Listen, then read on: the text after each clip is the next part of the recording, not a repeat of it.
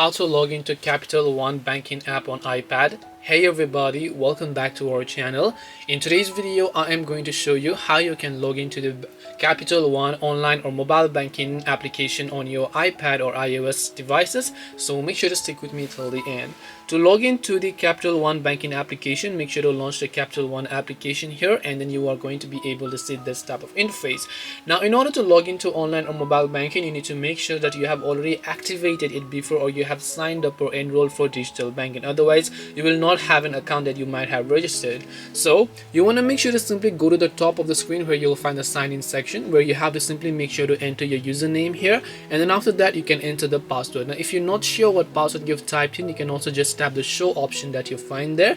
If you would like to remember, so that next time you don't want to enter your username, you can turn on this toggle here and you can tap the sign in option. Now for a bonus case, if you happen to forget your username or your password, you'll find a button here that says forgot username or password that you can use in order to reset your online banking details. Or if you have not yet set up online or digital banking, you can tap on set up online access, follow the required instructions in order to sign up for Capital One online banking.